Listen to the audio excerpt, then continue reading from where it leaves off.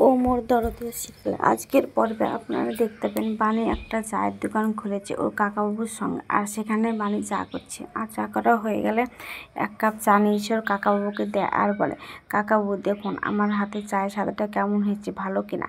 তখন ওর কাকাবাবু খায় আর বলে, বাহ অসাধারণ, সত্যি তোমার বাবা ঠিকই বলতো যে তোমার রান্নার হাতটা সত্যি খুব সুন্দর, এসব বলে।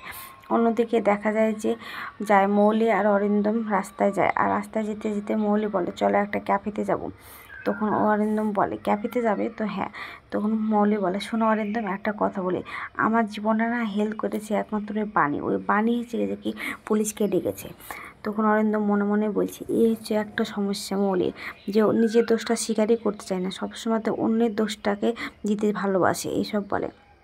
তখন বলে যে ঠিক আছে চলো আমরা একটা আশেপাশে চায়ের দোকান থেকে চা খাই। তখন মৌলি বলে, আশেপাশে চায়ের দোকান থেকে? আমি তো তোমাকে বললাম ক্যাফেতে যাব, তারপরেও কেন তুমি এটা বলছো? তখন বলে যে আমি ক্যাফেতে যাব না খো, আমি এখান থেকে চা খাবো, চলো।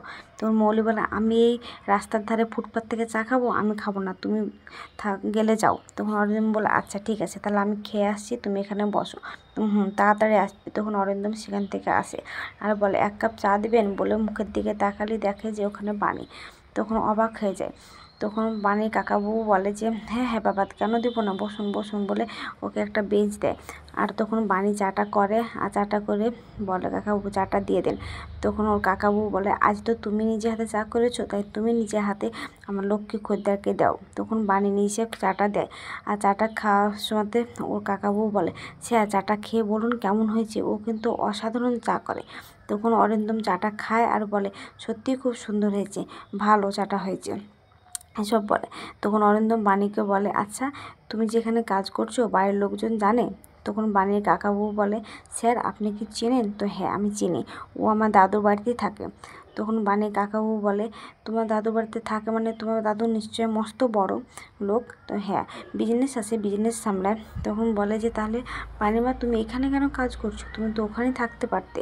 তখন বাণী বলে, আমি আপনার থেকেও গরিব কাকাবাবু, আমি নিজের পায়ে দাঁড়াতে চাই আমার মেয়ের জন্যে, তাই আমি এখানকার নিজের ব্যবসা করতে এসেছি। অন্যদিকে দেখা যায় মৌলি গাড়িতে বসে বসে বোরিং হয়ে যাওয়ায় গাড়ি থেকে যে নামতে যাবে অমনি আয়নাতে দেখে অরিন্দম বাণীর সঙ্গে কথা বলে। আর তখন মৌলি রেগে যায় আর বলে, কী ব্যাপার, এখানে পানির সঙ্গে গল্প করার জন্য এসেছি, আর মিথ্যা করে বলে কিনা চা খেতে এসেছি, এসব বলে। অন্যদিকে আবারও দেখা যায় অরিন্দম বাণীকে বলে, তোমার জন্য কিন্তু মামাম কাঁদছিল, বারবার জিজ্ঞেস করছিল যে মামাম কোথায়। তখন বাণী বলে, থ্যাংক ইউ আমাকে এই খবরটা দেওয়ার জন্যে, আপনি যান আমি একটু পরে আসছি। তখন অরিন্দম পকেট থেকে 500 টাকা বের করে ওর কাকাবাবুকে দেয়। আর তখন বলে, বাবা এত টাকা তো খুচরো নেই খো। তখন অরিন্দম বলে, দিতে হবে না, আপনাদের নতুন দোকান তো, আপনাদের সাহায্য হবে, এসব বলে। তখন বলে, তাহলে বাণীমাকে টাকাটা দাও। আর টাকাটা যখন বাণী নেয় তখন বলে, স্যার এক কাজ করুন, তাহলে আপনার টাকাটা জমা থাকলো, আপনি পরে এসে টাকাটা নিয়ে যান। তখন অরিন্দম বলে, ঠিক আছে, আমি দরকার হলে প্রত্যেকদিন এখানকার এসে জলখাবারটা খেয়ে যাব। তখন ওর কাকাবাবু বলে, হ্যাঁ হ্যাঁ তাই করবেন স্যার, এসব বলে। তখন অরিন্দম গাড়ির কাছে আসে আর এসে মৌলিকে দেখতে না পেলে ফোন করে আর বলে, মৌলি তুমি কোথায়? তখন মৌলি বলে, এতক্ষণে আমার কথা মনে পড়লো, আমি কোথায় সেটা তোমাকে জানতে হবে না, তুমি না ওই চায়ের দোকানে দাঁড়িয়ে দাঁড়িয়ে চা খাওয়ার গল্প করো। তখন অরিন্দম বলে, তুমি এসব কী বলছো, তুমি বাড়ি ফিরতে যাচ্ছ মানে? তো হ্যাঁ, তাই বলে ফোনটা কেটে দেয়। তখন অরিন্দম বলে, হঠাৎ করে মৌলির আবার কী হলো? অন্যদিকে মৌলির ঠাম্মি নয়নতারা বাগানে বসে বসে জুস খায় আর বলে, বাহ আজকে কি সুন্দর মিষ্টি দিনটা, আজ অনেক দিন পরে অরিন্দমের সঙ্গে আমার মৌলি গিয়েছে ঘুরতে, এসব বলে। আর ওই বাণীটা যেন কিছুতেই ওর ছাড়ছে না, এসব বলতেই একটা অটো শব্দ পায়। আর তখন ওদের বাড়ির একটা কাজের লোক বলে, আপনি যে বললেন যে অরিন্দমের সঙ্গে মৌলি ম্যাডাম ঘুরতে গিয়েছে, তাহলে এখন তো অটো থেকে মৌলি ম্যাডামই নামছে, নিশ্চয় কিছু হয়েছে, আপনি দেখুন। তখন ওর ঠাম্মি তাড়াহুড়ো করে যায় আর বলে, কী হয়েছে দিদিভাই, তুমি এরকম করে তাড়াহুড়ো করে চলে আসছো কেন, আর অরিন্দমই বা কোথায়, তুমি অটোতে কেন? তখন বলে, অরিন্দম কোথায়, অরিন্দমের রাস্তার ধারে চা খেতে ইচ্ছা করেছে, আর চাটা ওখানে দাঁড়িয়ে দাঁড়িয়ে খাচ্ছে। আমি বললাম ঠিক আছে তুমি খেয়ে এসো, আমি খাবো না, ও ঠিক আছে সে পর্যন্ত গেল, কিন্তু চাটা কে করেছে জানো, আর কার দোকান? চাটা হচ্ছে বাণীর দোকান, বাণী ওখানে চা করেছে তাই ও খাচ্ছে। এদিকে বাড়ির থেকে রওনা দেয় বাণী ওর কাকাবুকে বলে, আপনি একটু দেখেন, আমি আসছি, কাছে তো বাড়ি, আমি খুব তাড়াতাড়ি চলে আসবো। বলে আসতে গেলে দেখো অরিন্দম ওখানে দাঁড়িয়ে আছে। তখন অরিন্দম বাণীকে ডাকে, আর বাণীর না শোনার ভান করে সেখান থেকে হাঁটতে লাগে।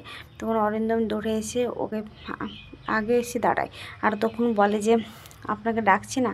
তখন বাণী বলে, আমি জানি আপনি কি বলবেন, আপনার তো একটাই কথা। আচ্ছা, আমার শুনতে শুনতে আমি ক্লান্ত, আপনি বলতে বলতে ক্লান্ত না, এসব বলে। তখন অরিন্দম বলে, ওসব কথা বলবো না, আমি বলছি যে একটাই কথা, যে আপনি যেখানে চায়ের দোকান করেছেন সেটা কি সবাই জানে? আর তাছাড়া আপনার সঙ্গে আপনার শাশুড়ি মা গেল, কিন্তু সে কোথায়? এদিকে দেখা যায় যে কুয়াশা আর বিদ্যুৎ আর মা তিনজনে গাড়ি থেকে আসছে। আর তখন বিদ্যুৎ এসে গাড়িতে থামা আর বলে, মা দেখো তুমি নিজের চোখে, আমার কথা তো বিশ্বাস করছে না।